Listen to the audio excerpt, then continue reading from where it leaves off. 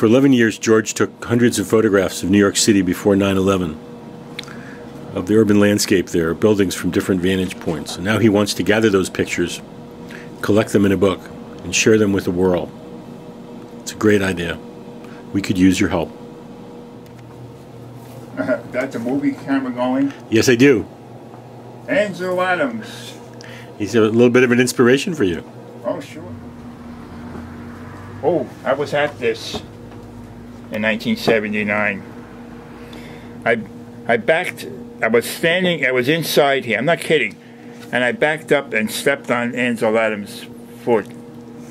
And he said, "You want me to sign something?" That's not what my objective was. So I had my negatives. He signed one of my negatives, my 35mm negative sleeves. It has Ansel Adams. I'm not kidding. You still have it? Yeah. That's great.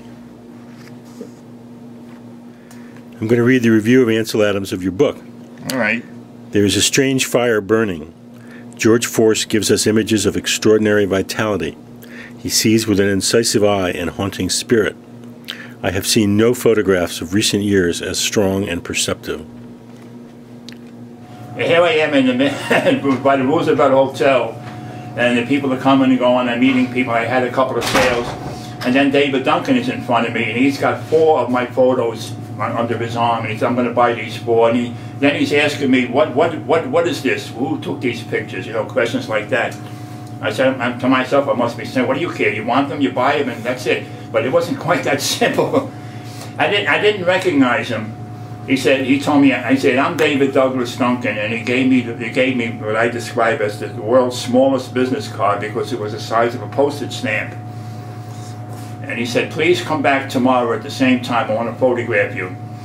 And he didn't say what he had in mind, but it turned out to be the picture that he took of me on that occasion when he first met me in his David Duncan book about me that came out in 1984.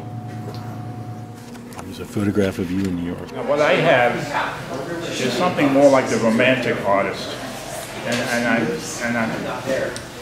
I think I'm very good at portraits, so much so that I'm actually doing portraits of buildings. You capture the soul of things. You capture the soul of things. That's a better compliment than I would want to give myself. But I'd be happy to give it to you. Thank you. And this is what Henry Cartier-Bresson said of George Forss. "I feel in these striking photographs the pulse of a sensitive eye that is not overcast by concepts." And Joseph Karsh, "Forss's photographs are portraits that unveil the hidden face of the city, to reveal the magical innocence behind the grime, the surrealistic poetry behind the harsh reality." When I'm on the